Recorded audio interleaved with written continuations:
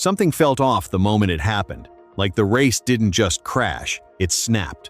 Bubba Wallace was out front, everything looked under control, and then, in a blink, it all collapsed into one of the ugliest pileups you'll see all season.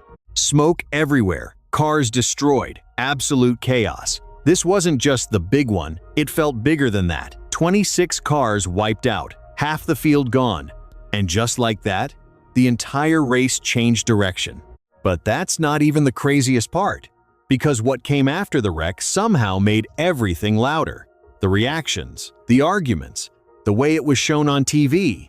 Suddenly, this wasn't just about a crash anymore. It turned into something way messier. So yeah, we need to actually break this down, because the deeper you go into this, the more uncomfortable it gets. Before everything exploded, the race wasn't even chaotic. That's what makes this feel strange. Talladega actually started calm, controlled. NASCAR stretched stage 1 to 98 laps, trying to kill the fuel-saving games, but drivers still played it safe. Strategy, patience. Nobody wanted to be the one to mess it up early. And Bubba? He was right there, not dominating, but lurking, waiting. Then stage 2 hit, and this is where things take a turn. The entire vibe flipped. No more saving, no more patience. The pack tightened, the pushes got aggressive. And drivers have been warning about this exact moment, when things go from controlled to completely unstable, almost instantly. At nearly 200 miles per hour, inches apart, that's a dangerous switch to flip. And then, lap 115. Everything goes wrong. The official story sounds simple, too simple. Bubba Wallace, leading, gets a hard push from Ross Chastain down the backstretch. That shove sends the 23 sideways. Suddenly, there's nowhere to go. Cars stack up. The middle of the pack collapses into itself. Turn 3 becomes a wall of smoke and metal. That's the clean version. But here's where it gets messy, because depending on who you ask, that replay tells two completely different stories. One side says Chastain flat out shoved Bubba into disaster. No question. The other side? They're saying Bubba moved too late, blocked too aggressively, put himself in a position where one push would end everything. Same replay, two completely opposite conclusions. And that's why this didn't just fade away like a normal Talladega wreck. This one needed a villain, and Bubba ended up right in the center of it.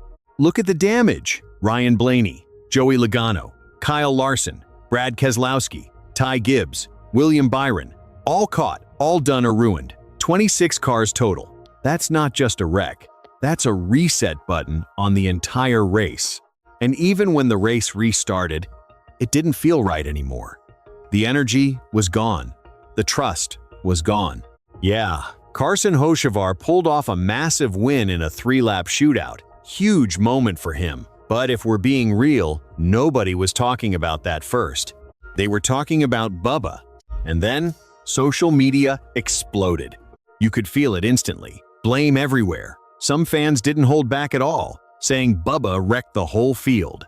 Others went even harder, questioning his reaction, his attitude, even whether he should still be at this level. But not everyone agreed, and that's where things get even more divided. Because others looked at the same crash and said, "How is this on Bubba? He got hit, hard, from behind. What's he supposed to do there?" And suddenly, it turns into a full split. Two sides, no middle ground. And that's not even where it ends. Because now, the broadcast gets pulled into it. Fans were already frustrated. Too many commercials, broken flow. The race felt chopped up. So when the post-race interview clips started circulating, people were already on edge. And then something weird happened. Parts of Bubba's interview weren't there. The opening exchange, the tone, gone, cut out. Now suddenly, people aren't just arguing about the crash. They're asking, did Fox try to clean this up? Did they remove the most uncomfortable part on purpose? Maybe it was routine editing, maybe not. But to viewers, it didn't look good. And when trust starts slipping, everything feels more suspicious. Now here's where it really takes a turn. Bubba's own reaction. Because it wasn't one clear message. On the radio, right after the crash, it sounded like blame. They wrecked us. That's what people heard first. That sticks. But then, in the TV interview, the tone shifts. Completely different energy. Taking some responsibility.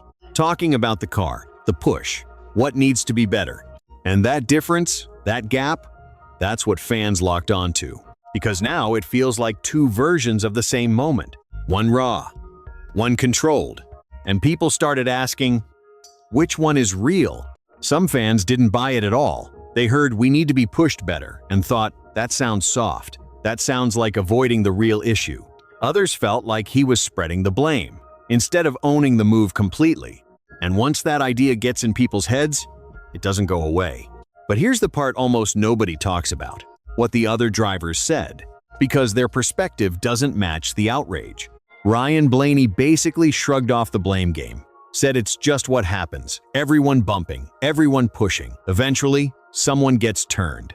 Joey Logano went even further, saying the cars themselves are the problem, unstable, built in a way where this kind of crash feels inevitable. Think about that.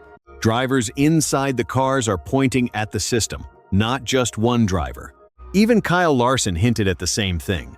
The race swings from slow strategy to full chaos, with no middle ground. And when that switch flips, there's no control left. So now you're left with this. Was Bubba Wallace at the center of it? Yeah. Was he the visible trigger? Absolutely. But is that the whole story? Not even close. Because behind that one moment, you've got a shove, an unstable car, a packed field running inches apart, and a superspeedway package that drivers themselves are calling a ticking time bomb. That doesn't excuse everything. Bubba was leading. He was making the calls up front. Even he admitted they need to be better in those situations. But this wasn't some simple mistake where one driver just wiped everyone out. It's bigger than that. And that's the uncomfortable part. The internet wants someone to blame. Always has. But the garage? They're seeing something deeper. Something broken in the way these races unfold. And after this wreck, both sides just got louder. So now I'm curious. When you look at that replay, what do you actually see? A driver causing chaos? Or a system finally breaking?